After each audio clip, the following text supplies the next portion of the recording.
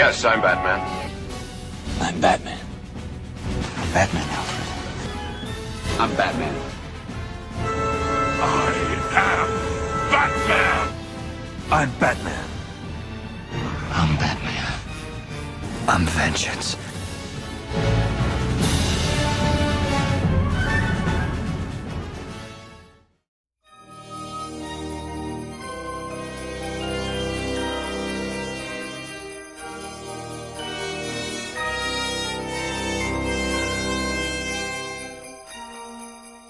Greetings, Bat Family, and welcome back to Holy BatCast, brought to you by Real Fans for Real Movies.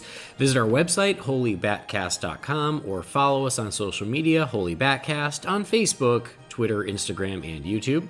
If you love the show, you want to help support us, you can do that on Patreon. You can go to patreon.com/holybatcast. And I got to give a big shout out to our latest patron, Mr. Ultra Pilot Ray. I mean, so not only is Ray generous and supportive, he's an ultra pilot, and I didn't know that was an official title, but it's a pretty cool one, so I can only imagine. But Ray, thank you. Really do appreciate it. That is awesome, and as always, a huge thank you to all our patrons. You guys really do mean the world to us, so thank you for that. We appreciate it. We're part of the Real Fans Podcast Network, so if you're looking for other shows to enjoy, you can check those out at rf4rm.com. Lots of Christmas stuff happen over on the original Real Fans show, so if you're feeling Christmassy, I say check that out. And as always, I'm Andy DiGenova. Hello. Happy holidays. Merry Christmas. You can follow me on Twitter or on Instagram. It's just my name. Because it is Christmas, we are going to dedicate this episode to more Christmas joy, Christmas merriment, Yuletide fun. So got a couple Christmas things to discuss with you all, and I brought with me my two favorite Christmas buddies. First one, you know him, you love him, he's on this show more times than not these days. Down there, sweating for Christmas, it's Brendan Lowe. Hey, Brendan. Happy Yuletide. Happy Yuletide, Norton. How are you, sir? Oh, I'm good. I'm feeling Christmassy. I saw Wonder Woman 1984 in a movie theater. I hadn't been in a movie theater for 10 months, so I can't complain. My life's going okay. I'm still vertical. I guess that's a good thing. I'm happy for you. I'm also jealous, but in saying that, I can't be too jealous because I get to see it in a theater literally a week from today, from when we record this. But very, very jealous. And from what you said before we started recording, I can't wait. Excellent. Well, I can't wait to discuss it further. Also joining us, also somewhere warm for the holidays, it's my old pal, usually from Real Fans, always from Disorder. It's Michael Lyons. Merry Christmas, Michael. Merry Christmas, you guys, and Merry Christmas, citizens of Gotham, I should say. I feel like I only make an appearance on Holy BatCast when there's some sort of holiday. I was last on around Halloween, and now Christmas. So this is very fitting. Good to be here. You know, I know that when it's holiday discussion, you're always up for it, and you always bring some holiday cheer to the proceedings. Well, thank you. And I feel this holiday is very much more of a Batman holiday for me because of a gift that you sent me, Andy. Andy was good enough to send me a Funko Pop action figure of Batman dressed as Ebenezer Scrooge, and I am a big Batman fan, but I am not close to the Batman universe as both of you are, and the DC universe as both of you are. But I am a big Christmas Carol fan of the book and of the movies. So I love that you sent that to me, and it now sits on a shelf in my office with other Christmas action figures that I have here. So thank you for that, and very fitting with that I'm here talking with both of you. No, it is my pleasure. When I saw that it was Batman as Scrooge, I was like, Michael would love this. Like, it's Scrooge. It's a Christmas Carol, and you can always use more Christmas crap to clog up your house with. Oh, heck yeah. And I love it. He's holding the little candle. He's got the nightcap on. It's great. So thank you again. Yeah, my pleasure. I should be getting the complete set of those on Christmas Day, if I believe from what my brother's kind of told me to expect for Christmas. So yeah, I intentionally haven't purchased any of those yet. And I didn't send them to you. No, you didn't. But I did send Well, you I don't think you did. something. So I hope you enjoy what I sent. But it ain't this. But yeah, I've been spreading the love of these Funko Pops because I love them. And yeah, that's one of the ones I bought doubles of because, as I said a few episodes ago, they all got lost along the way, and I had to order a second set. And then I found a couple in China, and I was like, well, I don't want to wait a whole year before I can have them. So. Whatever you did send me, though, Jess has wrapped and put under the tree. Yeah. I don't know if she told you. I did tell her to send a photo to you. I don't know if she has or not yet. But the tag says, to Brendan, from your international lover. Oh. So I just saw that and assumed it was your present. Maybe it's not. I don't know, but... Could be anyone, but probably me. And that's a lot sweeter than what you wrote on my present. Yes. I did see that. That was pretty great. Although what I said, I did say with love, obviously. Obviously. I said anyone who says that the romance dies has never been in a relationship with Brendan Lowe. Because our pet names for each other just endure. It sure does. Yep. So Anyway. special that can't be said on a podcast. That's right. Who would say that on a podcast? Not I. But yes, let's talk a little bit of Christmas for the occasion. So, honestly, part of this episode was inspired by what Michael and I did for Halloween. Like, we had a really good time doing the Halloween episode, talking about the Teen Titans Go Halloween short, if you will, or half episode. And I was like, oh, this was fun. We should do this again for Thanksgiving. And then Thanksgiving came and went. That didn't work out. Just timing. And then as Christmas was coming up, we got an email from someone who was like, I miss when you used to dedicate an episode to Christmas. And he's like, I know you always kind of mention it, and it's always in there somewhere, but it's not the same. And I was like, yeah, I know, you're right. I should do that. And especially because Wonder Woman doesn't come out until Christmas, there's something to fill the gap here. So I went back to the Teen Titans Go Well, and I was like, okay, well, I'll pick the first Christmas episode that I have there as part of the holiday collection, which is Second Christmas. And I was like, Brendan, let's do this Christmas episode, and we can invite Michael Lyons. And then Brendan goes, there's also a Christmas episode of The Adventures of Batman from the 60s, from 1968. And he goes, that feels right up Michael Lyons's alley. And so, heck yeah. And so I'm like, why not? We'll add that too. So we've got two of them. So we've got the not the Batman Adventures, The Adventures of Batman, which is the Filmation animated series from 1968, and that episode is called what? The Cruel Cold Christmas Caper. I think is it the Cool Cruel Christmas Caper? There we go. The Cool Cruel Christmas Caper. That's so much alliteration.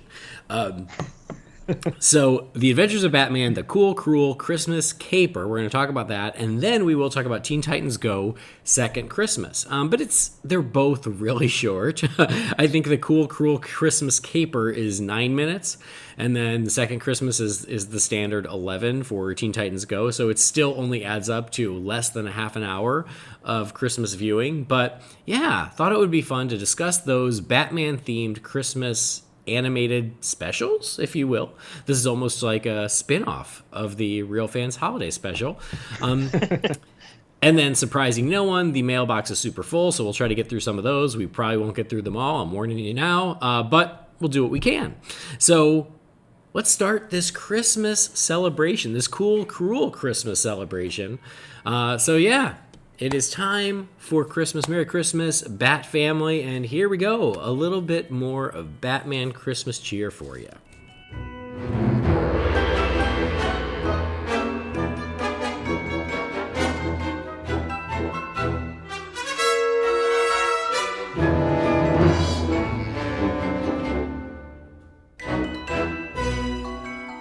Just like we do the holiday episodes, we're going to do it chronologically, even though there's only two. Which means the first one is The Adventures of Batman, The Cool, Cruel Christmas Caper. My God, that's like a vocal warm-up that I think I'm going to use from now on. Yeah. I think I've heard Jess sing it a few times. Oh, she's way ahead of me. Great minds. I guess you have a type, huh, Brendan? Evidently I do. Oh shit, you got me there. So this is the Adventures of Batman, which is what it was renamed at a certain point. But I guess initially this is the Batman Superman Hour from the late '60s. The Adventures of Batman with Robin, Boy Wonder. Batman and Robin, dynamic duo against crime and corruption, whose real identities as millionaire philanthropist Bruce Wayne and his young ward Dick Grayson are known only to Alfred, the faithful butler. Ever alert, they respond swiftly to a signal from the police, and moments later, from the secret Batcave deep beneath Wayne Manor, they roar out to protect life, limb, and property as Batman and Robin, Cape crime fighters. Batman and Robin, scourge of Gotham City's kooky criminals. The Joker, clown prince of crime.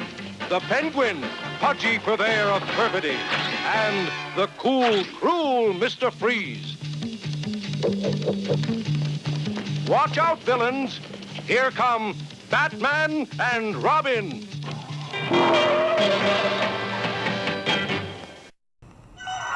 It's the joyous annual Gotham City Christmas Parade as children from 6 to 60 enjoy the fabulous floats, including the famed Batmobile and its equally famed occupants, Batman and Robin. And, of course, the star of the show, Jolly Santa Claus. Ho, ho, ho! But wait, is this really Santa Claus? We're all set, Mr. Freeze. Excellent, I see. We are about to pull the most magnificent caper of my cool career. Ho, ho, ho! So this animated series, I was going to say it's on DC Universe, but like when you're listening to this, DC Universe might not be what it once was, but it's on iTunes. And I know, Michael, you picked it up on iTunes, right? Yeah, I did. Yeah, the whole series is on iTunes, and you can either buy the whole series or you can just buy each episode. Yeah, so is it like 99 cents or $1.99? $1.99 per episode, yep. Okay, $1.99, so big spender. Sorry about that. I've got the And DVD. you know what? For a Christmas episode, well worth it. Yeah. Ironically, I have these on disc. I think that's what you said, Brendan, is you've got them on disc. I think I have them on disc in storage way back when. But this is the only episode of this series I do own on iTunes because it's a Christmas episode. So did you Of already course. own it, or did Yes. you have to buy it? I already owned it. Okay, cool. I think... This is a Batman Christmas thing that is... It never gets talked about. Like, it's always forgotten. Oh, totally. I mean, it is only a 9-minute, second half of an episode, but it still counts. Yeah, it does. Well, and I think you're the one who told me about it a few years ago, Brendan, is you're like, oh, there's like a Christmas episode of the old animated series. And I was like, what? And so, yeah, I think I bought it then. Yeah, this is a show that before Batman the Animated Series started, well, in 93 for me in Australia, I used to watch this show all the time. I mean, it was on of a weekday afternoon on like the local TV channel in the city I grew up in, because I'm guessing it wasn't the rights to air. This wasn't expensive. And also like the video store that we go to all the time, you could get like the VHS, like, I guess what you call like variety things of this, where it was, each video had 2 episodes on it, which was 4 stories because each episode split into 2. Yeah. So I've got a lot of love for this. I purchased what I thought was this on DVD years ago, and when it arrived, it was the second version of this, where it's actually Adam West and Burt Ward doing the voices and has Batman. And but it's not. I don't think it's as good. Whereas this one, I mean, it's not good. Let's be honest. It's an animated version of the 60s show, but some of the stuff they do in this makes the 60s show look like War and Peace. But I have a lot of nostalgia and love for this series. And, if it's not... oh, God, I'm blanking. The voice of Robin from Batman the Animated Series. Lauren Lester? Yeah, if it's not Lauren Lester voicing Robin, it's Casey Kasem for me because of this show. Yeah, for sure. This is an interesting one because initially it was paired up with Superman, and then it got sort of retitled and re-released on its own as the Adventures of Batman. But I do feel like it's they were really trying to, at this point, 1968, the live action series had ended. So this is them trying to continue that series, just animated. So Commissioner Gordon is there and Chief O'Hara is there, and it feels sort of in that same vein as the live action series from the 60s. Yeah, totally. You want to talk about recycled animation too. Oh, Woo! Filmation, man. That was their Yeah. thing. Yeah. Yep. Yeah. And I can never remember, like, because I think that this was Filmation, and the next one, The New Adventures of Batman and Robin, or I think that's what it was called, right? I want to say that one was Hanna-Barbera. I think the one with right. Batmite was. I think the one with Batmite was Filmation as well. Yeah, you know what? You're right. I think you're right. Yeah. I think maybe it wasn't Hanna-Barbera until it was Super Friends. I think, yeah, absolutely. I think you just hit the nail on the head. Yep. Oh, wow. So anyway, yeah, this one is available. It's available digitally. Maybe it'll get moved over to HBO Max in the new year. I'm not sure. We'll keep an eye out. But yeah, the episode's $1.99 on iTunes. Probably worth it if you want a more random Christmas episode with Batman in it. This one aired on December 14th of 1968. And it is not a two-parter. There's two stories in a 22-minute episode. And the first story is longer than the second, to the point where I was like, oh no, did I watch the wrong thing? Because this one's still going. Yeah, I was doing that because I'm even more unfamiliar with Batman than you are. I was like, oh, I completely bought the wrong episode here. And then thankfully I saw the beginning of the second episode and I was like, oh, thank God. Yeah, it just takes a little while to get there. So yeah, don't worry, guys. It's just the first story is longer than the second, which should be the other way around because I want my Christmas, but what are you going to do?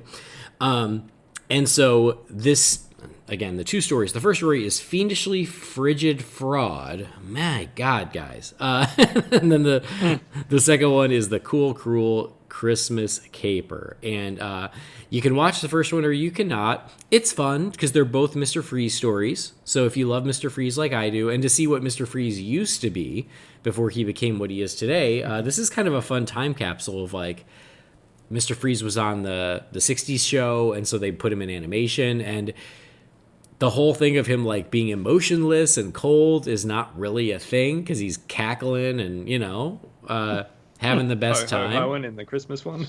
Yeah, but you can watch them both, but only the second half is Christmassy. So the Fiendishly Frigid Fraud, basically there's like ice meteors happening in Gotham, and everybody assumes it's Mr. Freeze, and so he's like, "Great, me too. Then I'll just tell them it was me."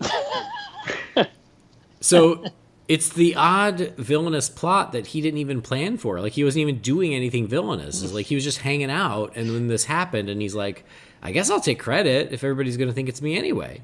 And so then he tries to, like, hold the city for ransom. He even has, like, a fake remote control. He's like, don't tempt me. I'll make one of those frozen meteors come. And so somehow Batman is like, he's bluffing. He didn't do this. And so, yeah, Batman and Robin go stop Mr. Freeze because he decides, well, I'm going to use these ice meteors to my advantage. Then the second half, the Cool, Cruel Christmas Caper. It is Christmas in Gotham City, which is, one of the most magical times to be in Gotham City, as we know. And Mr. Freeze decides he's going to steal all of these very valuable, like, Christmas artifacts. So there's a diamond tree topper on the Gotham City Christmas tree, and he steals that. And there's a golden Christmas tree in the Stacy's department store window. Not Macy's, but Stacy's. And then there was a third one. What the heck was the third one? Oh, it was the gingerbread bell, right? The gingerbread house. Yeah. But the third one was a trap. Batman was like, I get it. He's stealing Christmas stuff. So we're going to put this valuable bell in a gingerbread house, and he's going to steal that. And it works. Mr. Freeze tries to steal it. A life-size gingerbread house too, mind you. Right. I know. Right. Yeah, there's a witch living in there. She was just trying to tempt some children and cook them, but then Batman's like, nope, I'm using it to trap Mr. Freeze. So Mr. Freeze takes the bait. Batman and Robin stop him, and it's still Christmas in Gotham. They get to return all of the Christmas artifacts that happen. And again, the second one's shorter than the first, so it goes pretty quick. But what are your overall thoughts and memories of the Cool Cruel Christmas caper? Michael, I'll start with you because I assume this is new to you. Yeah, this is brand new to me, and I'm so glad Brendan said Michael Lyons needs to be a part of this conversation because I had never seen this before. I vaguely remember hearing about this series, but I was really young. I was 2 years old when it first came on. I really remember more the Super Friends and the Batmite series. So this was really a lot of fun to see. I love the voices in this. I love Casey Kasem as Robin.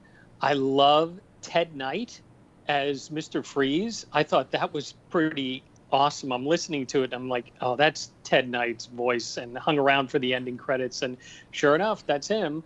And, to your point, Andy, I love seeing Gotham City at Christmas time. It's just one of those... it's one of those, for someone who loves like these fictional cities, that's one of the things that I love about Batman Returns is that we get to see Gotham City during Christmas time. And it's just great to see, these fictional cities in sitcoms or TV shows or movies when they're at Christmas. And there's a shot in this of the police commissioner's office with the Batmobile parked out front and the snow coming down. That's just really fun. I love that they really go head first into Christmas with this. There's a big Christmas parade at the beginning with all the balloons and everything. I guess that's kind of their way of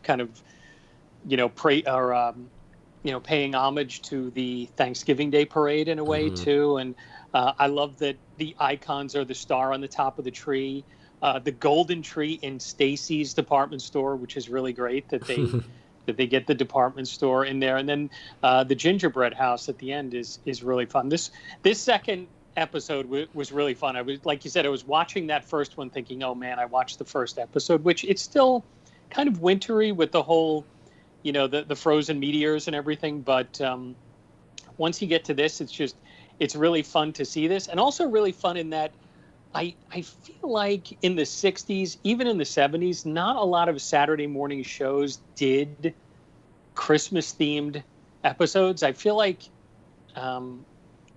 Saturday morning a lot of times went into reruns around Christmas time because they thought kids would be otherwise occupied in the 60s and 70s. So I love that they did this and that it aired around Christmas time. I'm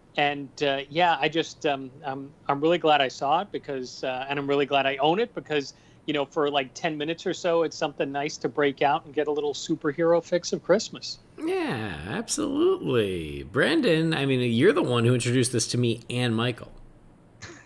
Which is odd. I've only done that once before, and stay tuned for the next Real Fans episode to find out how that went. Look, it's a weird episode, but in terms of this show, it's more of the same. But it's just like the random things that happen. Like Batman and Robin get frozen at least 2 or 3 times in this episode, and it doesn't seem to affect them at all. Mm-hmm. And no, it just slows them down for about 2 minutes. I love the part where, the Batmobile is chasing Mr. Freeze in full Santa garb, who is in a sleigh, being pulled by reindeer. Mr. Freeze freezes the Batmobile, and they're like, "How are we going to catch him?" And there's just a sled, a sled dog team, on the side of the road in downtown Gotham, which is the same 4 buildings just repeated over and over. But Batman is mushing on the sled, and then to stop the sled chasing Mr. Freeze, he throws hot dogs on the road, which he just happened to have in his sack. It's so I loved that. I loved stopping the dogs, you, and they were candy hot dogs. They weren't just regular hot dogs. Right. I love it. Don't get me wrong, but it is one of those things where, the live action 60s show, a lot of things it's all circumstantial.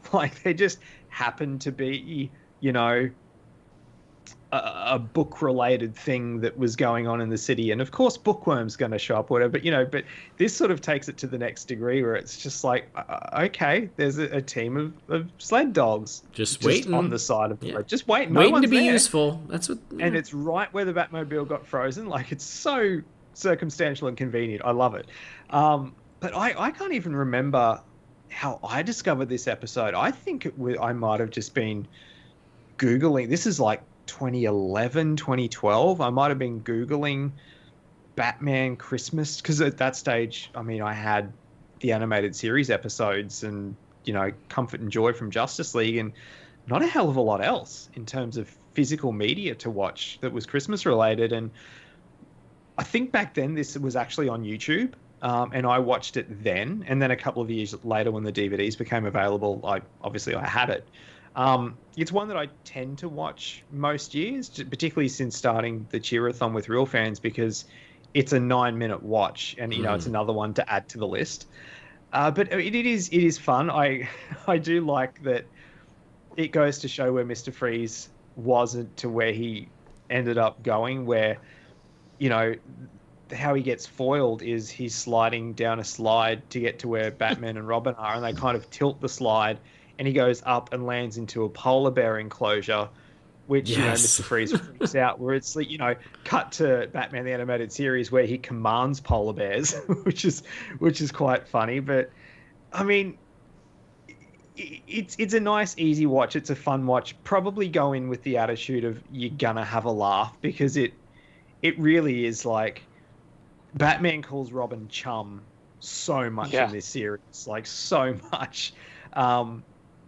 With being the filmation and sort of the cheaper animation, there's usually 2 or 3 times in every episode where, Robin's logo will be on the wrong side of his chest, or the colors will be inverted. And every time they go to Commissioner Gordon's office in every episode, it always starts with the same still shot of, it's taken from behind Batman and Robin, and Batman has his head on this weird sort of 45-degree tilt every time, and Commissioner Gordon's hands always do the same thing. It's charming. It's back to that old school cheaper animation, because I mean, these were for kids, and you didn't need to spend a lot of money on them. But I have a hell of a lot of nostalgia for these cartoons, and I didn't see them until the early 90s.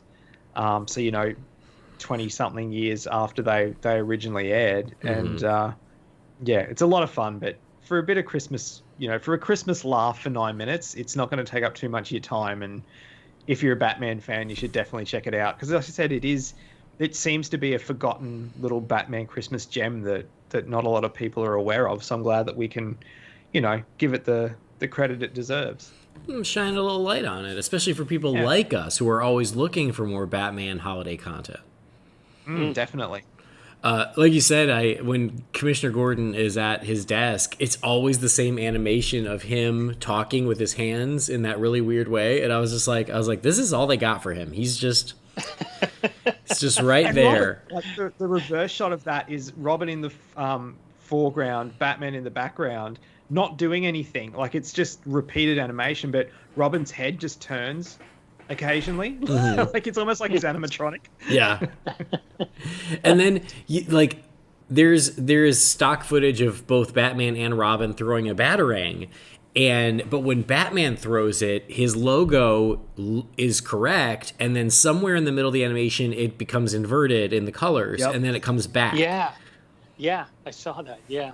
So Michael mentioned the snow in Gotham City as well, and like, it's bucketing with snow, but there's no snow on the ground. It's just the usual shot they use, and they've put like white dots falling in front of it, and it's like in a snow-covered Gotham City. I'm like, is it?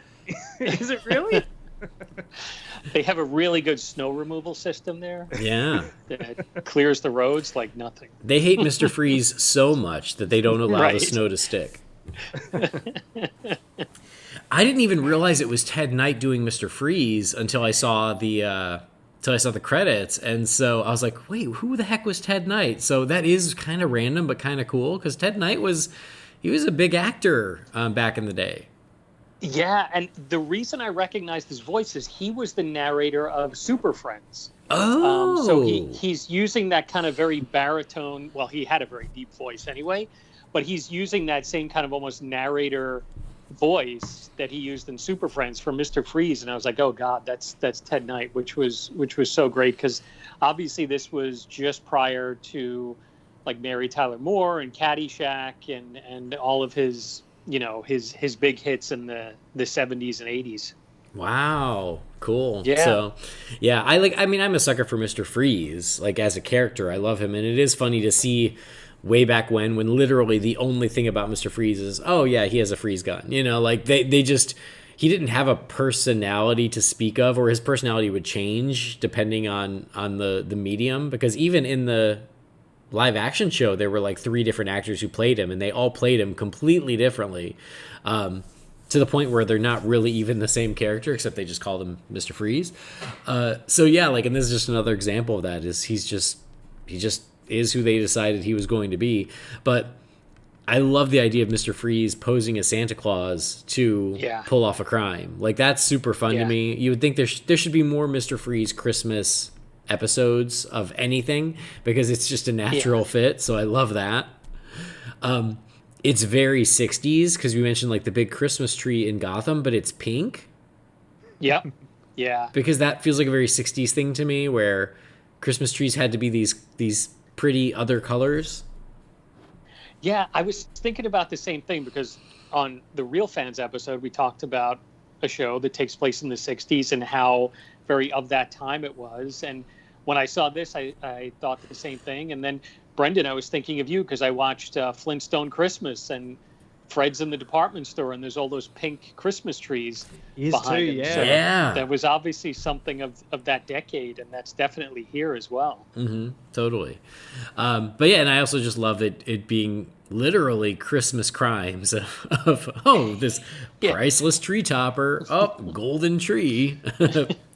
Which is so funny. It's like, why you're setting yourself up, Gotham City? Like, why would you have a diamond star on top of a public tree? And that sort of goes back to the 60s live action show that I was saying. Like, very foolish things that, it's no wonder these criminals come out of the woodwork to attack. They're just blissfully unaware. And yeah, you're right. Like, I did love that they at least animated the snow in, but there were quite a few shots where I was like, well, where's the snow? Yeah. It was inconsistent, but yeah, I mean, it's really fun for what it is, and because it's such a short watch, like, that makes it nice and easy. So yeah, I'm glad we discovered this one, because it's a good time. It's a nice little time capsule of what the Batman cartoon was back then. It's also, it's crazily unviolent. Like, they throw their batarangs, and like, they do like kind of body check the bad guys, but they don't really punch them. Yeah. Because it's like they couldn't. Not so much in this episode. Yeah. So anyway, it's fun. I enjoy it for what it is, and yeah, it's just a fun, really random one. And I love that it opens with the big Gotham Christmas parade. I think that's really cool too. Yeah, that was really fun. If you've never seen an episode 2 and you're curious, even just Google image search what Catwoman looked like in this show. Oh yeah, really. Very weird. Very weird. Especially because, again, they were trying to capitalize off of the live action show. You would think they would just try to make it look like Julie Newmar, or even Eartha Kitt at that point. But yeah, it's just it's its own thing. And She has a green and white motif. Yeah, and I also want to say that I don't know if it's this one or the sequel series where the Riddler is like pink. That's the sequel one. Okay. Huh. So maybe they used up all the green on Catwoman, and they're like, well, I guess Riddler's got to be something else. Did the live action series, the Adam West, Burt Ward series, they never did a Christmas episode, did they? No. There's one moment where when they're climbing up the wall, you know how sometimes there would be cameos. There would be like a famous actor come out. There is one of those where Santa Claus pops out and they talk to Santa.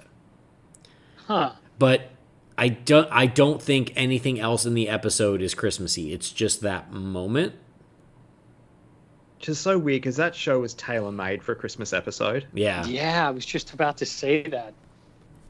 Very strange. Yeah. Well, now I gotta find which one is the one with the Santa cameo and just confirm that there's nothing else Christmassy. But I don't remember. I just remember it being that moment where Santa pops out and they say, "Merry Christmas, Santa" or something. That's awesome. But yeah, you would think, just like we said, there should have been an Egghead Easter episode. There should have been a Mr. Freeze right Christmas there. episode. Yeah. Yep. And a Scarecrow Halloween episode. Come on, guys. This isn't hard stuff. Yeah. But I'm surprised fortunately, the animated series never did that. I know. Fortunately, Filmation, though, they were like, we got you covered. We'll do the Mr. Freeze Christmas episode. You only get 9 minutes, but it's better than nothing, so you don't get to complain. Rotten kids. And that version of Mr. Freeze 2 is very easy. You could, to dress up as Santa, it's not much of a stretch, whereas the future versions, it's a bit hard. Sure. But it's just an old bald guy, it's not hard to do. Yep. Well, awesome. And there was a moment there where I was like, does Commissioner Gordon ever leave his desk, or does he just stay there? But when they're at the tree, he's there too. So they must have got some extra budget to draw Commissioner Gordon out in front of the Gotham Christmas tree because he finally got to leave the office. It's probably recycled footage from when he appeared in front of a giant Batman statue in another episode. Probably. Right. And again, like the fact that Chief O'Hara is in it is sort of for me, the big clue that, okay, they really were going, kids know this from the show, so we got to have these in here. But I also like that Casey Kasem, he doesn't just do Robin, he does a bunch of voices, including Mr. Freeze's number one guy, Icy. The most awkward voice in all of animation. Yeah, I think. Well, yeah, because it's so obviously Casey Kasem, but he's trying to not sound like Casey Kasem. But it's like, I know. Yeah, we're on to you. The thugs for the villains in every episode, they sound like they're a few, ice cubes short of the ice tray. Let's put it that way. Doesn't Casey Kasem also do O'Hara too? I think so. Yep. Yeah, and he's trying to do an Irish accent or an Irish brogue in this as best he can. Oh, Casey Kasem earning that Filmation money. That's right. Well, there you have it. Oh, and that was the other thing I was gonna mention is that it's funny because this show feels like calling him Mr. Freeze is not enough, and so the narrator always refers to him as the cool, cruel Mr. Freeze. Yeah, that's right. Yeah, that's part of his name, and the cool, cruel Mr. Freeze. They even say that in the opening credits. Yeah. In the opening title scene. Because they name check some of the villains. Yeah. So now that from henceforth he shall be known as the cool, cruel Mr. Freeze. no matter what context we're talking about. All right, well, there you go. That is the cool, cruel Christmas caper. Yes, that's it. The cool, cruel Christmas caper from 1968, a long-forgotten Batman Christmas episode that now you can add to your rotation if you want more DC Batman Christmas in your life. And who doesn't? And we all do. We all need it. Yeah. And then again at Halloween, we talked about Teen Titans Go. Because I think it was, many years ago, and I probably mentioned it at this point, where I was like, man, there's just not enough DC holiday stuff. And Jamie Drury went, well, Teen Titans Go have a bunch. And I sucked it up, and I so didn't like the show back then, but I was so desperate for more holidays that I was like, well, I'm still going to buy the holiday collection, and I'll just learn to like it. And that's exactly what happened. I learned to like it. So for all you guys out there who were like me, just force yourself. You'll get used to it. It only hurts the first couple times, then you get used to it and it's fine. I think you say it. That's your podcast, that's fine. Okay, great.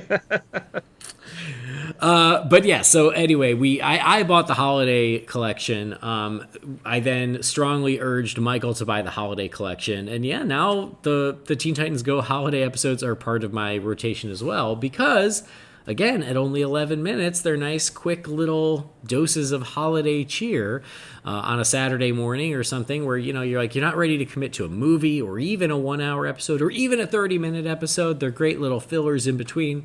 And so I decided to do the first one that's in the holiday collection because, well, it's just easy to start at the beginning, but also I thought thematically it was appropriate to talk with Brendan and Michael about. And that one is called Second Christmas. Oh, hail the jolly fat man. All the kids are so excited to see Santa.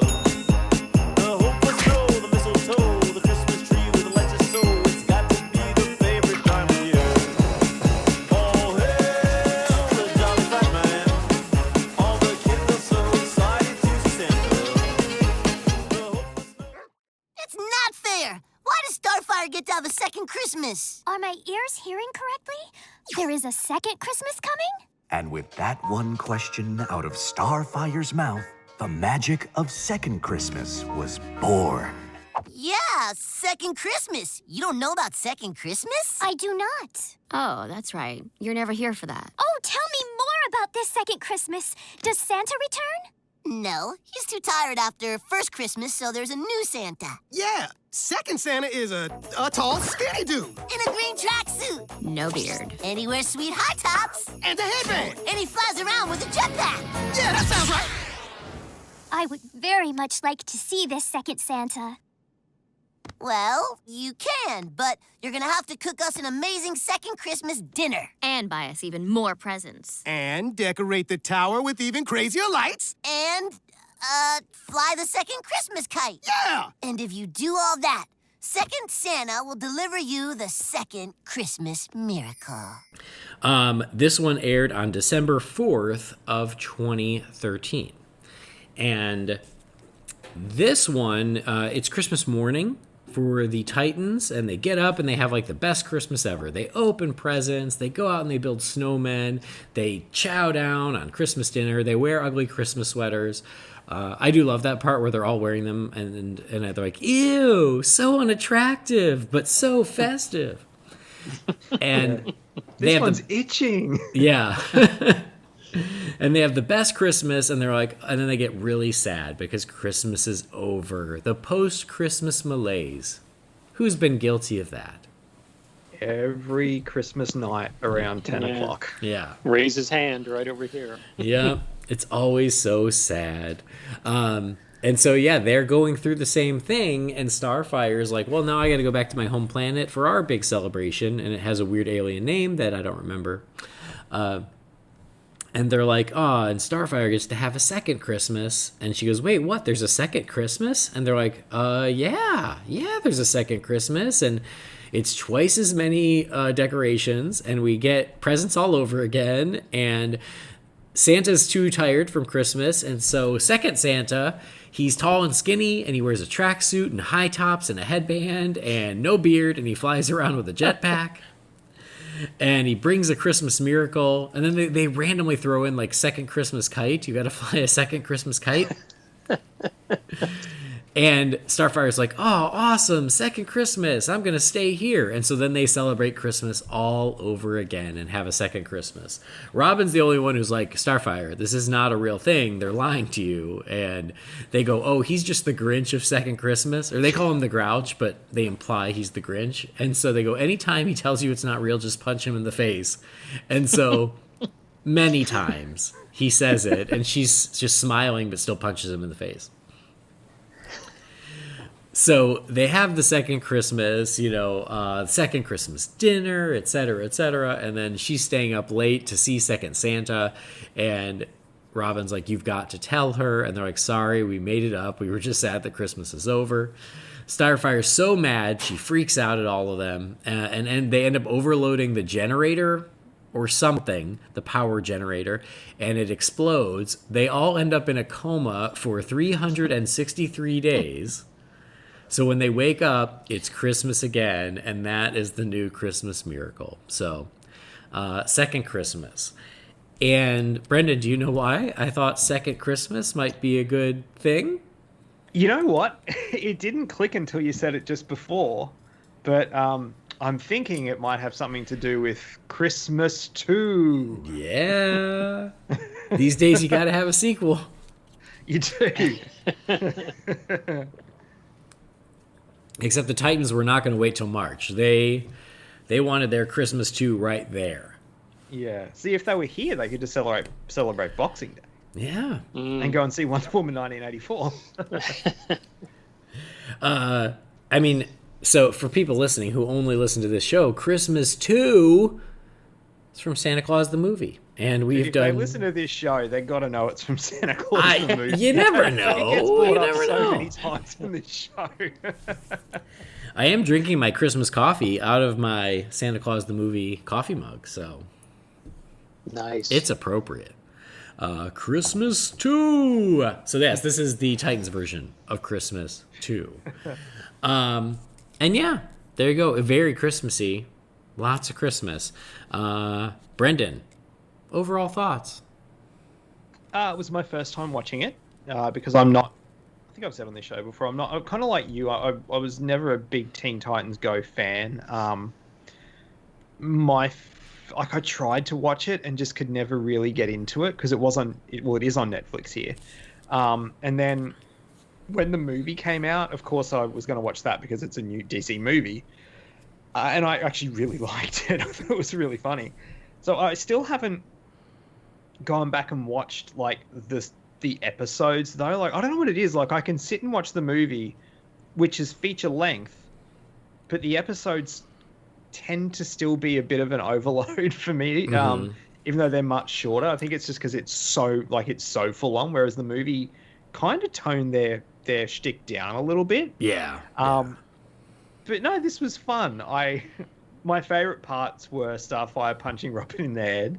And because of the animation too, the way they did it, like she'd sort of just be standing there and then it's hard to sort of verbalize, but it's that kind of out of nowhere, her hand would just come up and like Robin would go flying and the sound effect, like that was cracking me up, I have to be honest, every time. Them explaining that, 364 days wasn't that long to wait.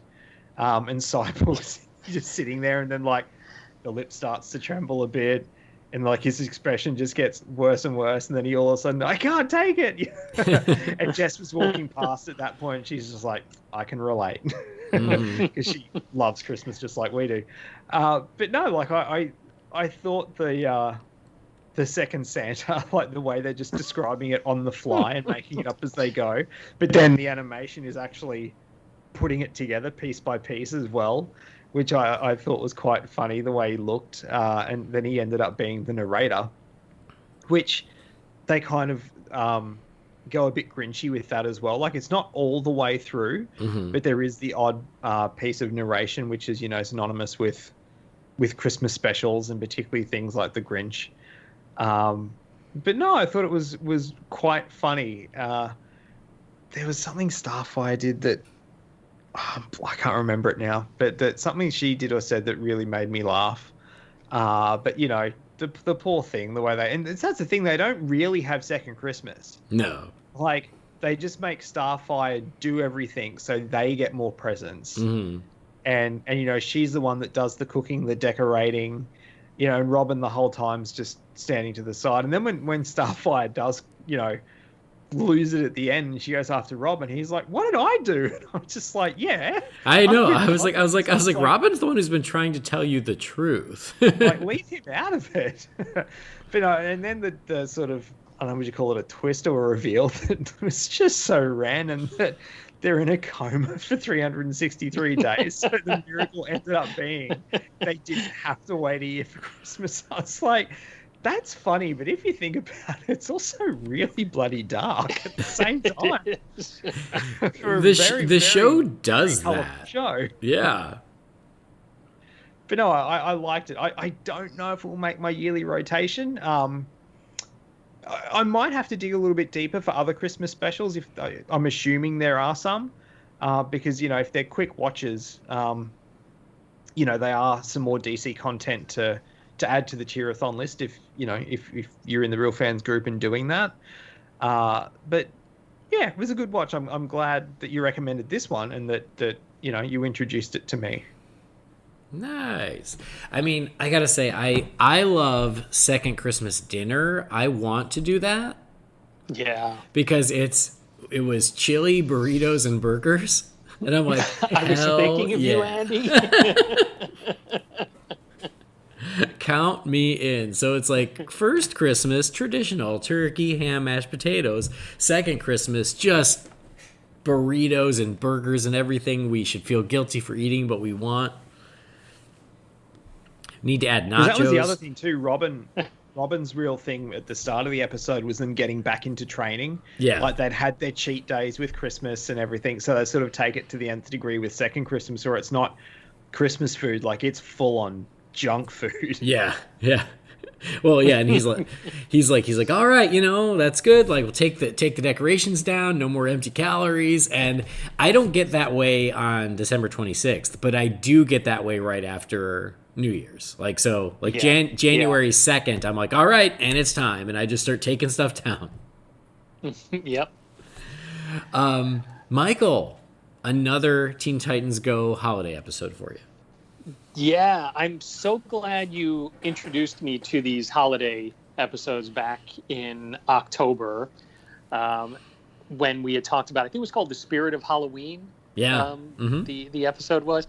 And you had told me they just have all of the holiday episodes there, just buy all of them. And I went in and looked, and they had a Thanksgiving episode and a Black Friday episode, and then all these Christmas episodes and New Year's. So this one, much like the others that I've watched, I just love. I think it is a very quick version of the same type of humor I find in like The Simpsons or Futurama, or that kind of cartoon animated sensibility where if you're a kid and you're watching this, you're laughing. But if you're an adult, you're watching this and you're laughing and you're like, oh, they're making a little commentary here on a few things. Because they definitely did that with Halloween, most definitely with Black Friday. They comment on consumerism around the holidays. And here, I think they do such a good job of commenting on what a letdown it is on the day after Christmas, and how you do have that feeling of wanting something more. And, Brendan, I've got to tell you that, like, I am so jealous of anyone who gets to celebrate Boxing Day, because we don't get to do it here in the States. And I always think it extends Christmas a little bit. It's not really anything particular. Like, it's just another public holiday after Christmas Day. But in saying that, it's become, in the last 10 years, like, it's not a public holiday anymore really either, because our Boxing Day is comparable to your Black Friday. Black Friday was not a thing here in Australia until maybe 5 or 6 years ago, and that's really because of internet sales, because, obviously internet sales aren't limited to your location. You can do that anywhere in the world. So physical stores here have picked up on the whole, like, hey, Black Friday's a thing and it's associated with big sales. So it's a thing here now. But yeah, Boxing Day was Black Friday before Black Friday here. That's when all the big sales were. People would go out and spend, the money they got for Christmas, gift vouchers they got for Christmas. It's a big movie release day here. It's when the Lord of the Rings movies were always released on Boxing Day here in Australia. A lot of the movies that you get for Thanksgiving releases, they usually hold for Boxing Day here. Like, I know the big Disney or Pixar movies that you get for Thanksgiving are held for Boxing Day. So it's not really a celebration day. There's also the Boxing Day Test, which is a big cricket match, which is a tradition. Not that I watch cricket, but that's a big deal for a lot of Aussies on Boxing Day. They sit down and watch the cricket all day. It's not really anything that I guess we'd, quote unquote, celebrate, but it is sort of just an extra public holiday after Christmas Day. It's a weird day, but a fun day. Yeah, but it's, for many, not for all, I guess, depending on where you work, but for many, it's a day off, correct? Yeah, less and less, particularly in the service industry. Much less. Right. Well, that I could see. Yeah, if stores are open.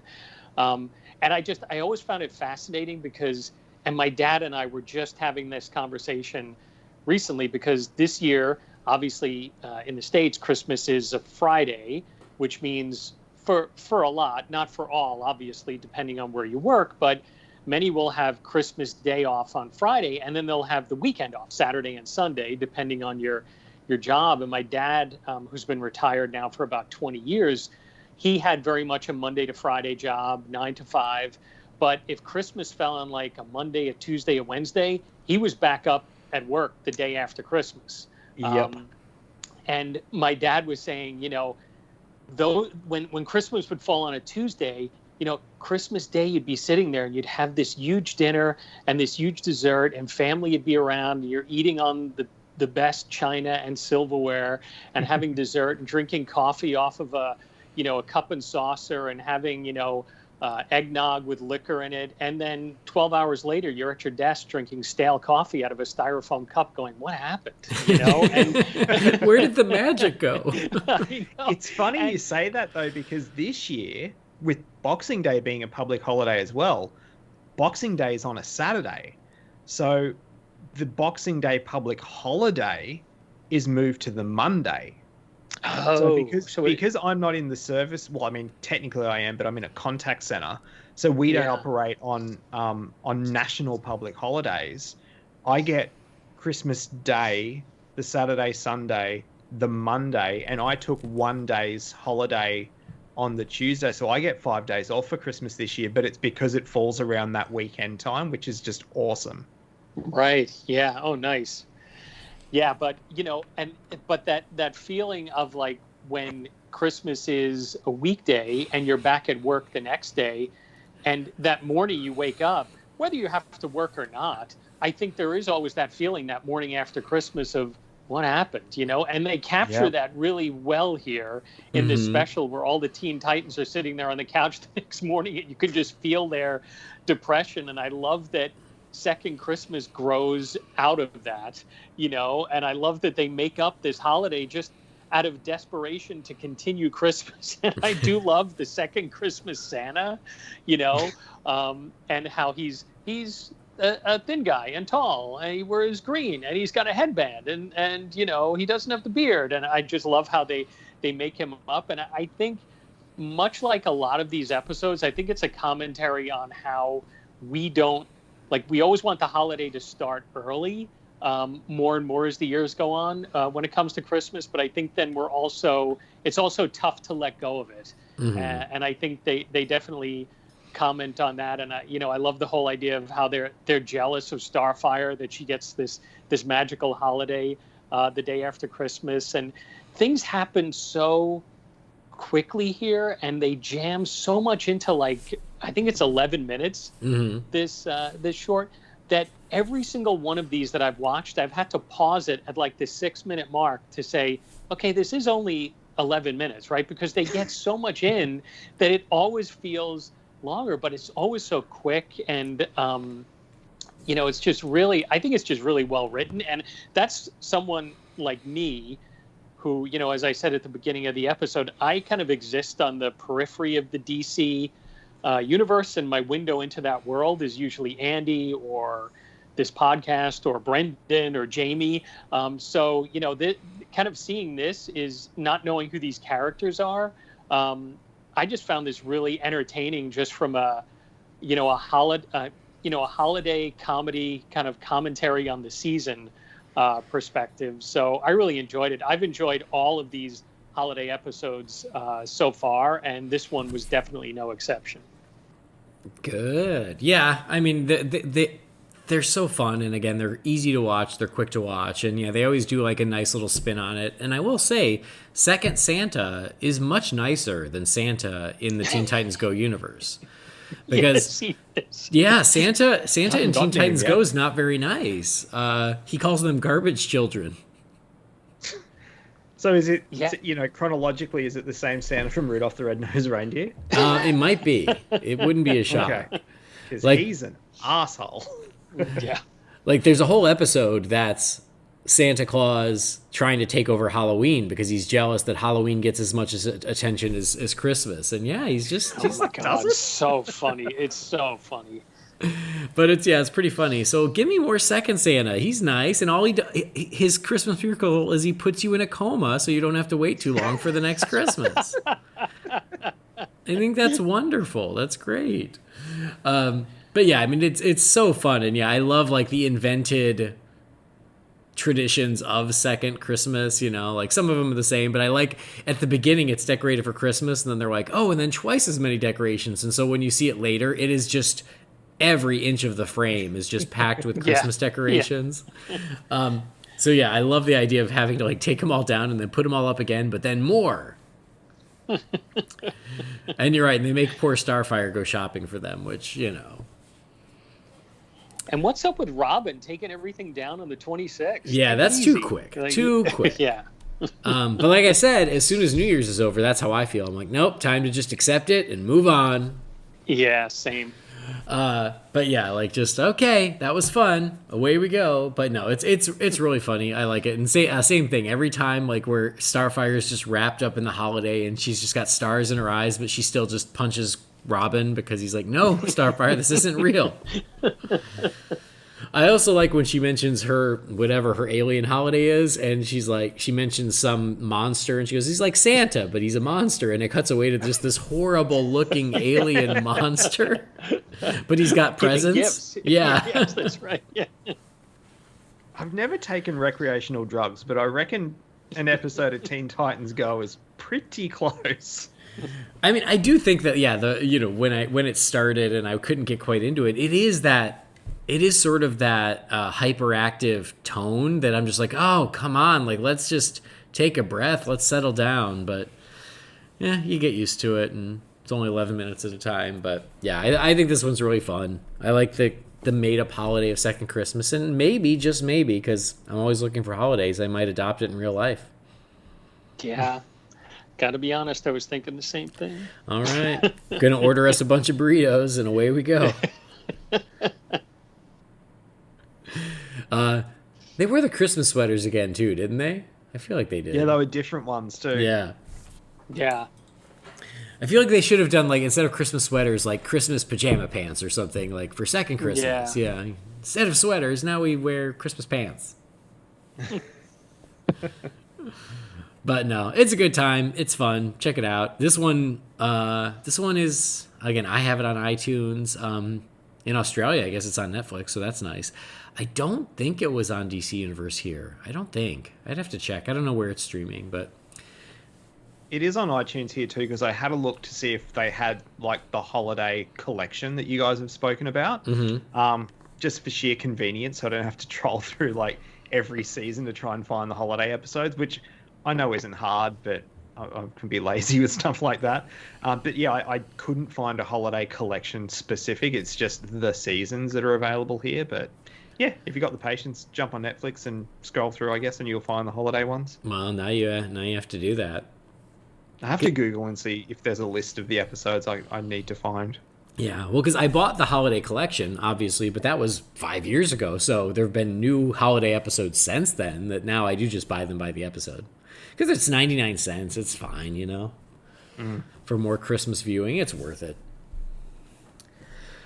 But yep, that's Teen Titans Go! Second Christmas. Make it part of your tradition this year. We all deserve a second Christmas this year. I think you all out there, you deserve it too. So celebrate second Christmas with the Teen Titans or with your loved ones. Watch this one on December 26th. Yes. What? Yes, I think that's a great idea. This is a December 26th episode. Yeah. Yeah, the Christmas versus Halloween episode every year. I'm kind of like, oh, when do I watch it? When do I watch it? And I sort of watch it in November, like I do the Nightmare Before Christmas, to help bridge the gap. Oh, so good. But yep, there you go. Check that out. So there's 2 very short Christmas viewings for you this holiday season. The first, again, together, it doesn't even add up to half an hour. So nice and efficient just for you. A little Christmas gift from us to you. So check those out. But As always, you guys are always writing into us, and so we can't say goodbye until we crack open the Wayne Manor mailbox. It's time again for the Wayne Manor mailbox.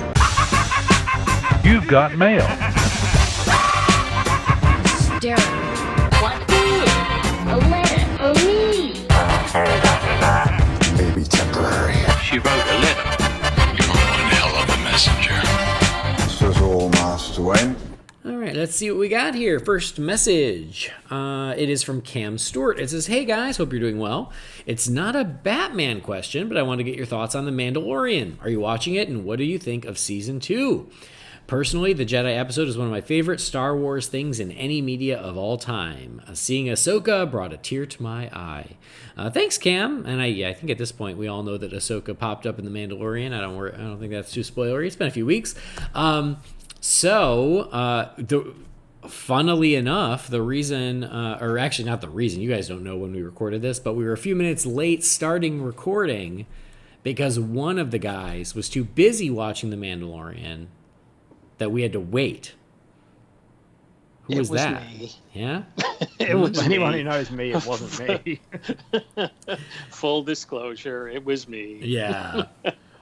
I'm incredibly happy that I can actually answer a question on Holy BatCast, because a lot of times they're very they're very specific Batman related questions to the comics or the movies or the TV series I can't answer. So I have loved The Mandalorian, specifically this season. I think it's just really well crafted, well written. And I think this season they found a really nice way to weave in other characters and parts of the Star Wars universe, which, while making it seem natural to the story and not just, for lack of a better term, fan service, like they've just inserted this in as a shout out to the fans, it seems very natural to the story. So I love what they've done with it. I think it's just really well made. And right before this episode, I watched the last episode, and it is something else. So kudos to everyone involved in The Mandalorian. I loved it. Nice. Brendan, you probably don't watch it, do you? Nope. That's what I thought. So I have been watching it. I do. I think season 2. Yeah, I think I'm liking it even more than season 1. I am a couple episodes behind. I think the last one I watched was the Ahsoka episode, but I loved that one. I think Ahsoka for me lived up to the hype. So yeah, really enjoying it. I just am not always on top of watching it as soon as it comes out. But so that way, this, I think it was the season finale that just aired. Yeah, that got spoiled for me like within minutes. But oh well, what are you gonna do? That stinks. Yeah, I know. But yeah, I really enjoy it. So weird. It's something I wish I could get into. I really do. I've tried and tried and tried. I just can't. But like seeing, I mean, I don't know what happened in the finale, but just seeing internet reactions and stuff this morning of even just in the Real Fans group. I mean, people are so happy and losing their minds. And I'm just like, I wish I could join in. And I know I could, but I just can't get into it. Hey. Brendan, are you not a big Star Wars fan, or just not? You just haven't followed The Mandalorian? No, like Star Wars in general. Like I've sat down to go, okay, this is the time. I'm gonna get into this. Like I'm gonna get into Star Wars, and I've watched the original trilogy at least 3 times, and then I thought, okay, I'll go chronologically and watch the prequel trilogy, and then go all the way through, and I did that once. I even saw episode 2 in the cinema. I can't, like, I don't know what it is. It's just one of those, I guess, menus at restaurants things. Like it's it's just not for me. But everyone goes like on and on about The Mandalorian, and I'm kind of at the point where it's like, well, I can't get into the movies, so like a lot of the references maybe in The Mandalorian are going to be lost on me, or I don't know. Yeah. It is disappointing that I can't, but for some reason I just can't. Interesting. Yeah, I mean, I think there's so much out there when it comes to movies and comic books and everything else, that's kind of where I am with Harry Potter. Like I'm fine with Harry Potter. I've enjoyed the movies that I've seen, but I can't get into it in the way that others are into it, you know? So I can definitely relate. I was just curious. But like when they announced last week, was it last week? Yeah, I think with the Disney thing they had where they were announcing, everything. Yeah. And there's like 6 or 7 more Star Wars shows coming, and I'm just like, part of me is like, well, that's great for the fans, but holy Christ, like, talk about saturating the market. And then the other part of me is like, that's going to be so many things that everyone's talking about, and I'm going to have no idea what's going on.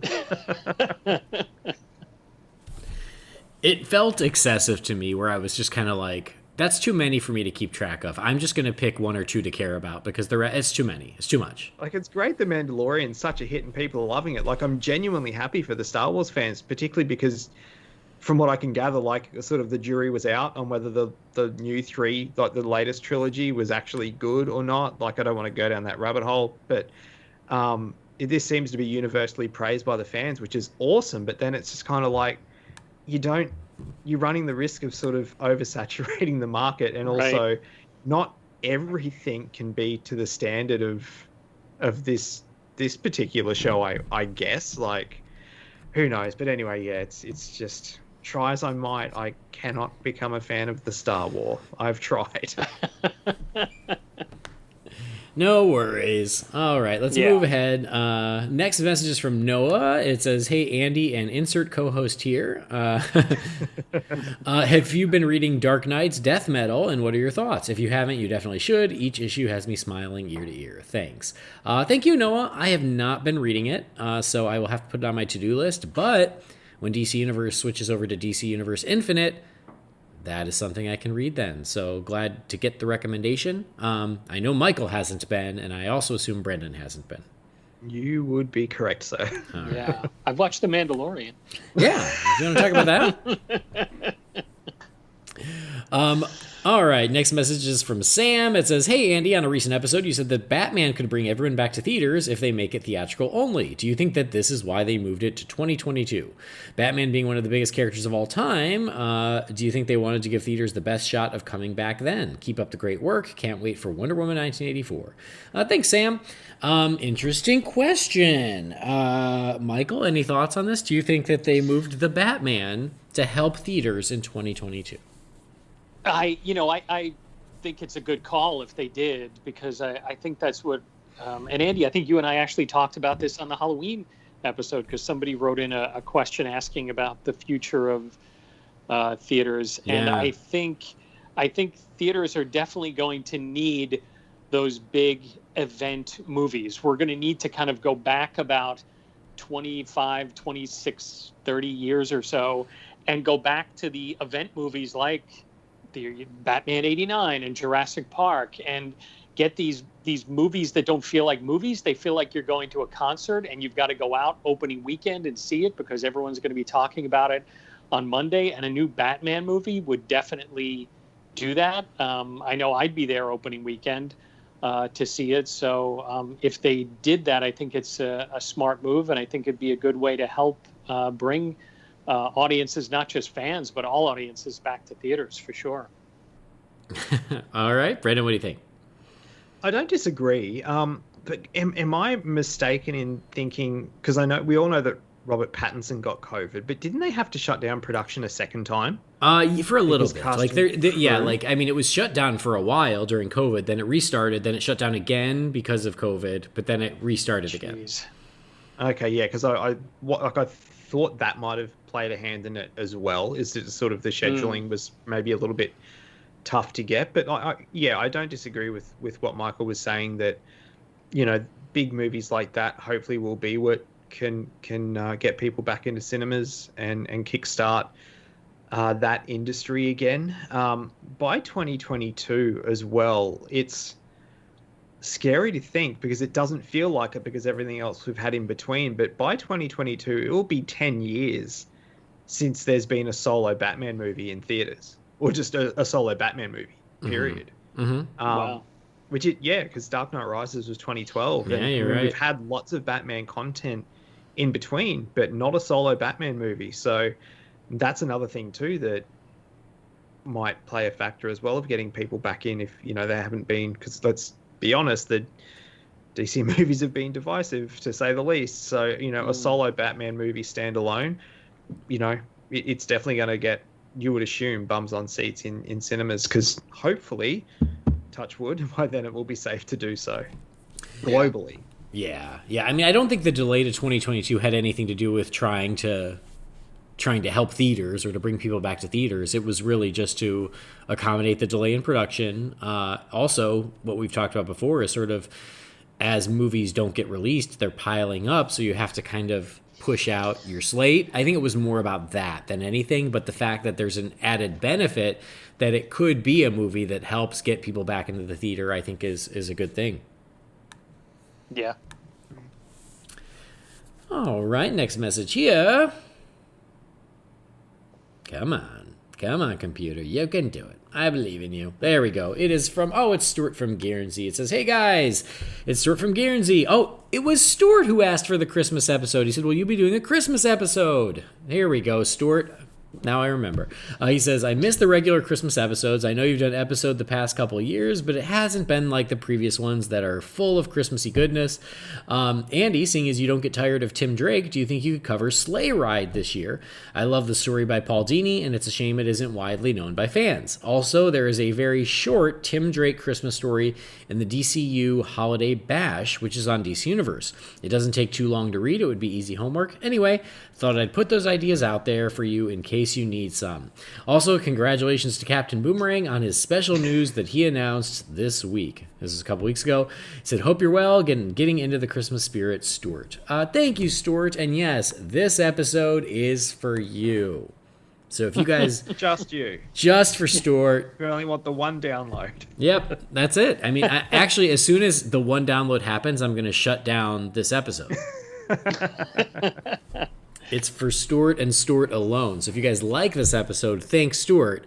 If you don't like it, blame Stuart. But one of the initial things was like, we should do Sleigh Ride. Sleigh Ride is a one-issue story in Detective Comics of Tim Drake and the Joker, and it's awesome. It's a great Christmas episode. It's a great Christmas issue. But we went with this instead. But yes, at some point in the future, we do want to talk about Sleigh Ride. And I think I've even said, I don't know if it was on the show or just to Brendan, I was like, they should just animate that and make it a Christmas special. They might have to not make it so dark to make it a Christmas special, because it's kind of dark, because it's the Joker at the comics, who's, just such an evil SOB. But it's such a cool story that, yeah, more people should know it. We'll make it one of the animated shorts on the, the director home movies that they make. Like, make it a 20-minute short. Oh, totally. And make it dark. Yeah, totally. You can do it with those shorts and everything. Is it, because it's the Joker, is it sleigh like the sleigh you ride in, or is it sleigh like S-L-A-Y? It is S-L-A-Y. It is a play on words. Wow, that's pretty cool. Yeah. Basically, the Joker kidnaps Robin on Christmas Eve and takes him like on a joyride through Gotham. Oh, wow. And it's real. Most of it's just the two of them in the car where the Joker has Robin tied up. Oh. Yeah, it's pretty cool. Interesting. Yeah. So we will get to it. But for now, just another recommendation if you guys are looking for Christmassy Batman content. All right, next message is from Mohammed. It says, hey guys, I hope you're doing well. Congratulations to Brendan, and I'm wishing your wife a safe pregnancy. And glad you enjoyed my recommendation, Andy. So I think it's because he sent me a little Christmas song a couple episodes ago that was very cool. He said, to hype myself up for Wonder Woman 1984, I've been listening to a lot of synthwave, and one of my favorites is called Summer of 84. How excited are you guys for the movie? If you guys had to create a parody DC movie, which character would you choose and why? And who would you cast and who would you direct? And what are some of your favorite comedies? Sorry for the long email. Wishing you guys the best. Yours truly, Mohammed. Thanks, Mohammed. Okay, it's a lot of questions. Let's see here. So how excited are we for Wonder Woman 1984? And then if we were to favorite comedies and then a DC parody. Okay, Brendan, what do you think? Very excited for Wonder Woman 84. very, very excited. What was this? Was it just favorite comedy in general? It says favorite comedies to watch. I mean, I'm always a sucker for Ghostbusters. That's a good one. One of my favorite comedy shows that I discovered this year is the TV series of What We Do in the Shadows. It's amazing and hilarious. I don't know. It's such a random thing that I'm sort of stuck to for answers at the moment in terms of just like comedies. But I will say it's not so much a parody DC movie. And I think I've mentioned it on here before, but way back in the early days of the Modern Myth Media podcast, they did an episode of pitching superhero movie ideas, and Sean pitched a Booster Gold movie that I have always been in love with. The idea of a Booster Gold movie should be about the making of a Booster Gold movie. And he be involved creatively, and they sort of cut away to talking heads like a la Modern Family and things like that. I think that is like sort of like almost like The Office as well. Like I think that is just a brilliant idea for a funny DC movie.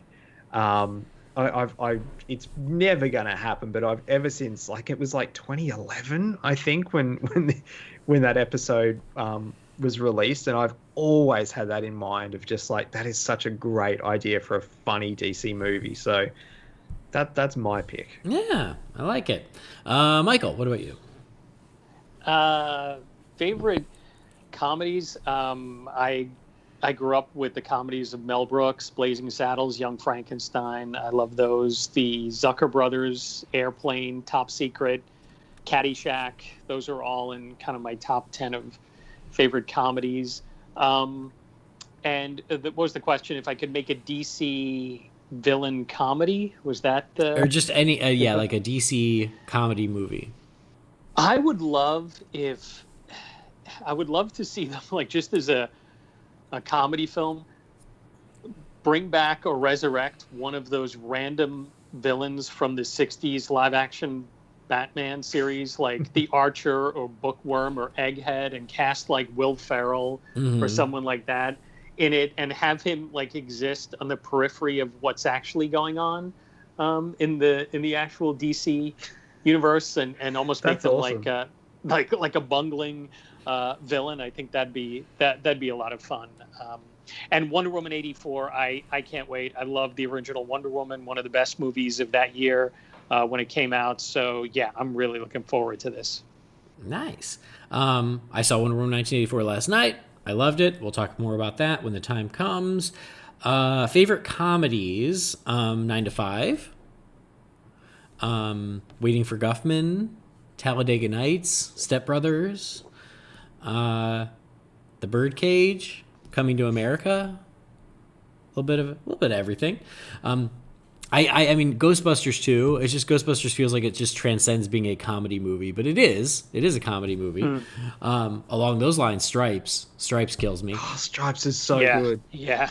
I did think of another one too while you guys were talking, and that's the original Death at a Funeral, the British one, not the American remake. That's probably my favorite comedy movie. I love that movie. That's a good one.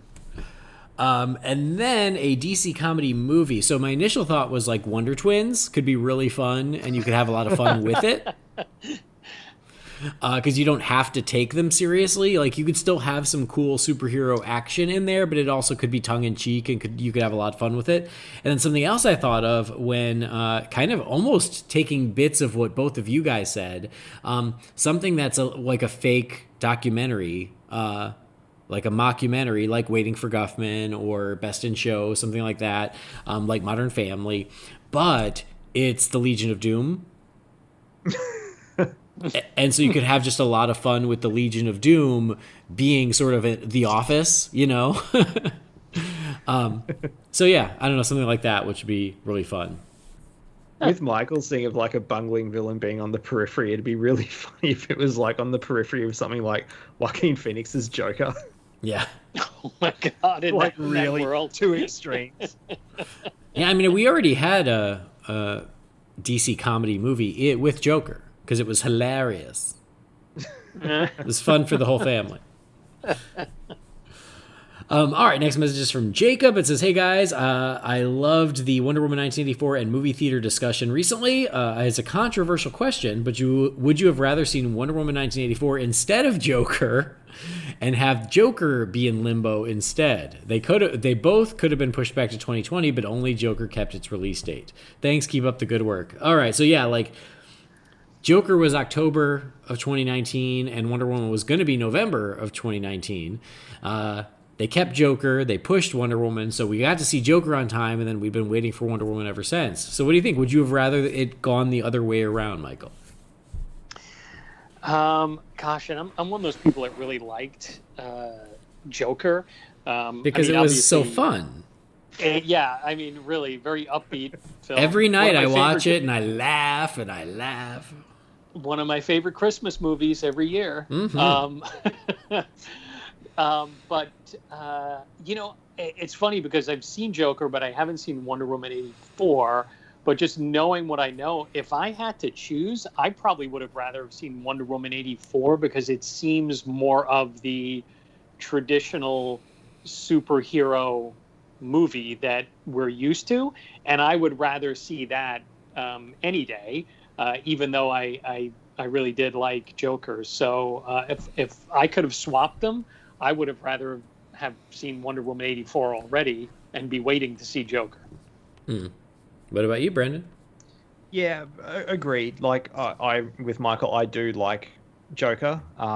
It's not something I revisit often. I think I've only seen it 3 times, but it is one of those I've only seen it the once. Yeah. Yeah, it is one of those movies that. Yes, Andy, it's not a fun movie, but the acting and stuff in it, I really, really appreciate. And the awards that it won, I feel were very, very well deserved. But that's been one of the really frustrating things with these movie delays of the last year, particularly for me with Wonder Woman and Bond. Like, both were due out for sort of the November, December season last year, and both got pushed, which is frustrating to know that, in an alternative timeline, even in the midst of COVID, I could have had both of those movies on my Blu-ray shelf by now. And I'm still yet to see either. So, yeah, I definitely... And my excitement for those two movies, like Joker, as much as I liked it, it's not a movie I was excited for. It's a movie I was very curious about. But excitement beats out curiosity, in my opinion. So, yeah, I would love for those to have been swapped. Yeah. I was just poking some, good-natured fun. I liked Joker fine. It wasn't my thing, but it was fine. Like, it's just, I don't hate it or anything. But would I have rather have seen Wonder Woman last year? Yeah, I think I would have. Especially if it had come out and we could have all seen it the way we all got to see Joker. But yeah, so yeah, probably I would have preferred that just because now that I have seen them both, I did like Wonder Woman 1984 better. And so yeah, but This is the way it went down, and it's all good. All right. Ooh, I'm going to jump ahead because I see one that says holiday-themed mailbag question. So because it's holiday-themed, I'm going to have to do it. It says, Happy Holidays, guys. Congratulations to Andy on your engagement and Brendan on having his own Robin soon. I hope you're considering Batman-themed names, but not John Blake. No. Well, that's not a Batman-themed name, so... Yeah. He says, I started getting into the Christmas spirit by binging old RF for RM Christmas episodes, which I highly recommend. In one episode, you talked about Home Alone. If Kevin were a Robin, would he be Jason Todd or Damien? Anyway, thanks Andy and the Real Fans crew for helping me kickstart the Christmas season. If you start scheduling now, maybe you can do an episode on Tim Allen's The Santa Claus in 4 years for its 30th anniversary. P.S. It took me 4 years to realize that it's Real Fans with EAL and not Real Fans REEL. And here I thought you were clever. It's from Ozzy Shepherd. Thanks, Ozzy. Well, for the Real Fans thing, you'll have to talk to Jamie. I didn't name it, but it's a valid point. It should have been Real Fans. I get it. Anyway. So glad you're enjoying the old Christmas episodes of the Real Fans Show. That's fun. I guess the question. So if Kevin McAllister were Robin, which Robin would he be? What do you think, Michael? I don't know who either of those Robin references were that he was making, so I can't choose. I know. Can I say Burt Ward? Just say Damian Wayne and let's move on. Chris O'Donnell? No, that doesn't work. Sorry. Forget it. Brandon? I like Kevin McAllister, and I can tolerate Jason more than Damien, so I'll say Damien. I'll say Jason. Yeah, I think so. I think because Jason has been somewhat redeemed and Kevin McAllister is somewhat redeemed. Although Kevin McAllister is a cold-blooded murderer, and so is Damien. Although we never... The wet/sticky bandits do never die. Yeah, but they're also... that's... They may be severely handicapped, but they never die. I know. They have superpowers. Sure do. All right. Ooh, this next one is another... For me, my bigger question is Uncle Frank the Joker or Bane? That's what I've always wanted. He's not jolly enough to be the Joker. So maybe he's Bane. I like the idea of him talking through that little mask. Look what you did, you little jerk. Put him in your purse. Put him in your purse. Put them in your purse. Yeah, all right, Kevin.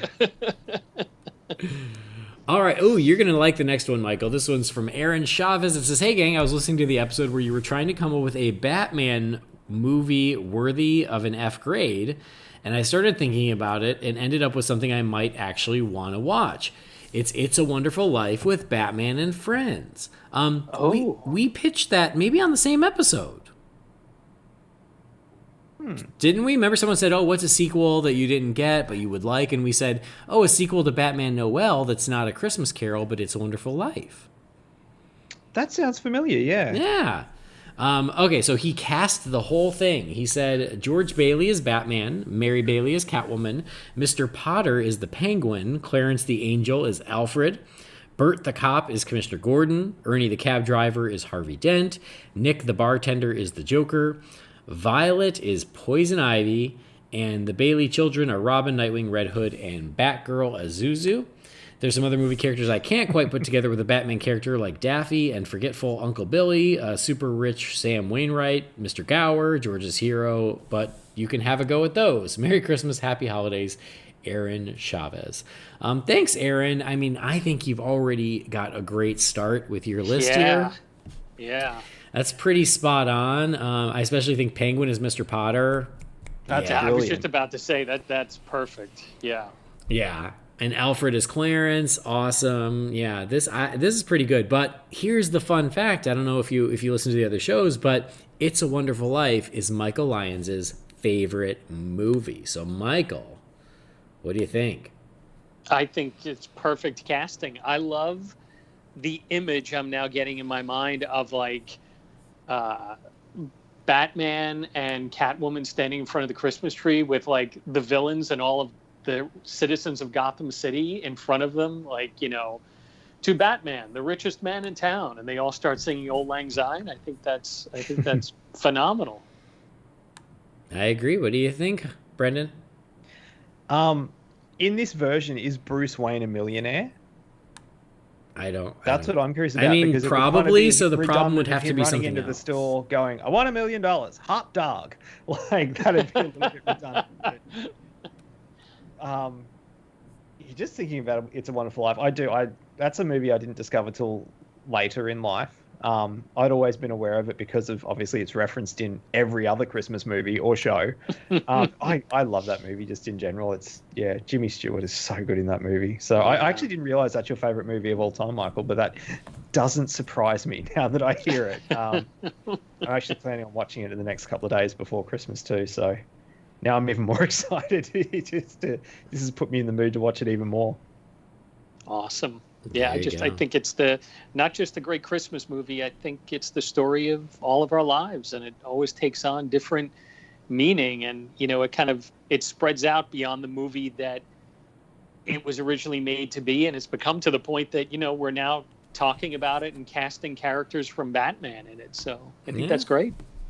The scene that everyone always it never really gets mentioned. Like, it's not part of the the classic scenes that are always shown, but the most endearing scene I love in that movie is when they're walking home from the dance, and she's in the bushes, like with wearing the robe and stuff, and just the way Jimmy Stewart plays that scene is, I absolutely adore it. It just fills my heart. I love it so much. Oh yeah, they're both so good in that scene, but he's great in that scene. I agree.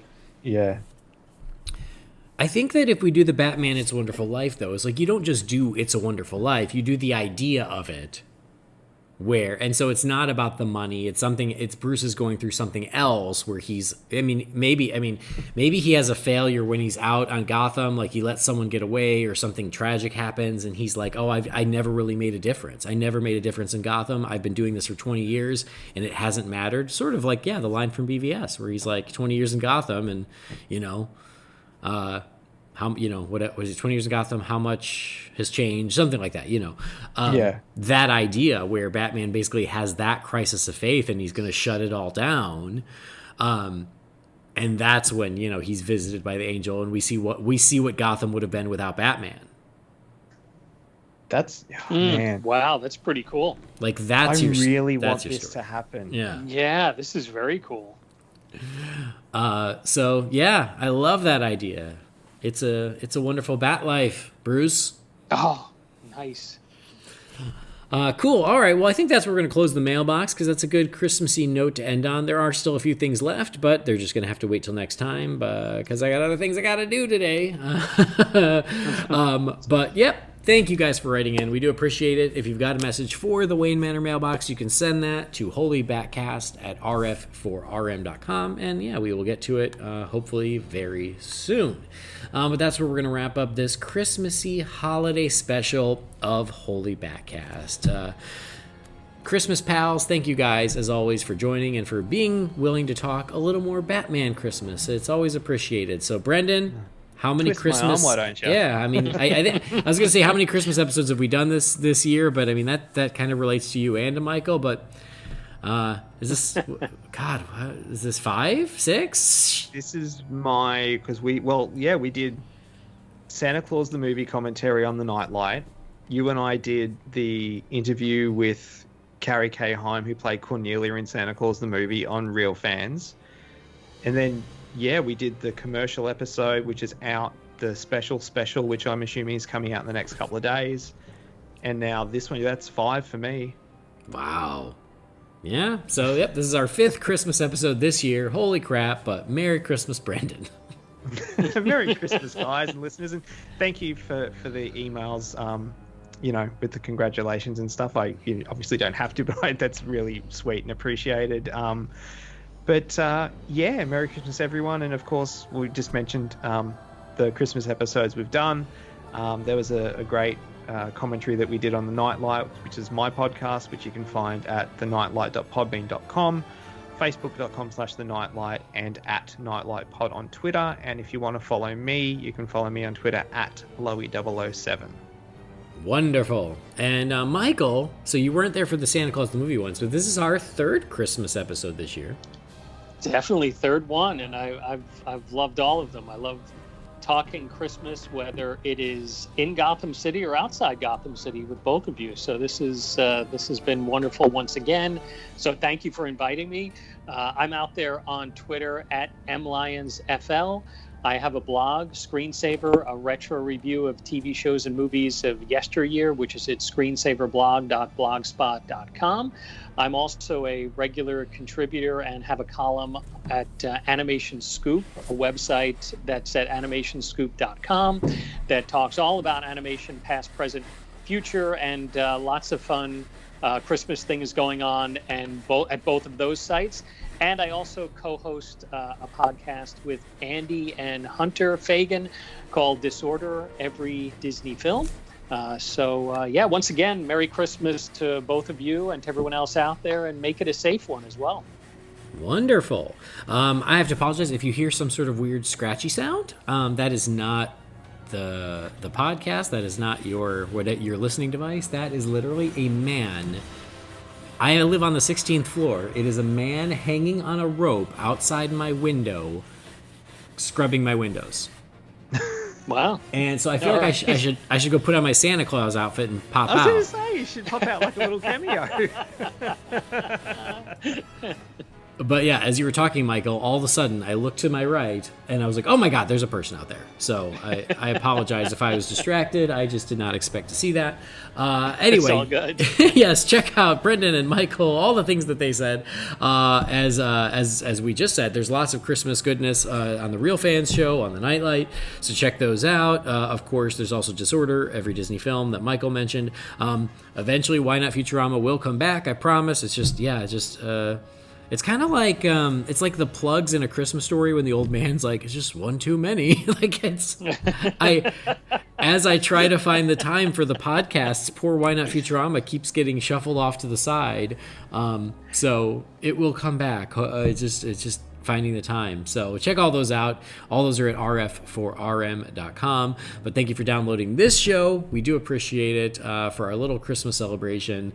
Please do subscribe so you never miss an episode. Please rate and review us on Apple Podcasts.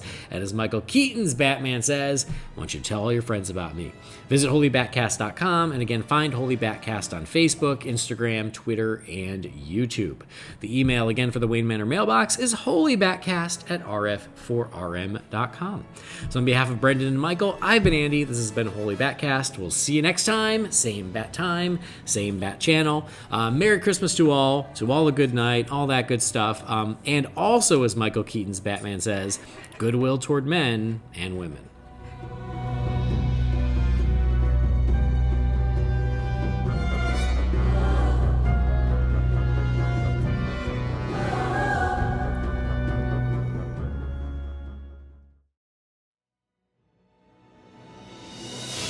Holy BatCast is brought to you by Real Fans for Real Movies. Remember, the thoughts and opinions shared by the participants are theirs and theirs alone, and do not represent the companies or organizations they happen to work for.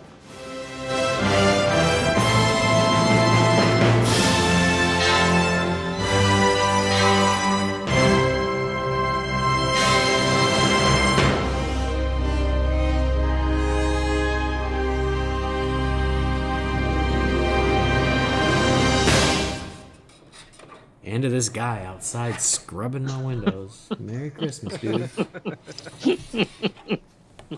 I'm still in my pajamas. I don't know how well he can see me.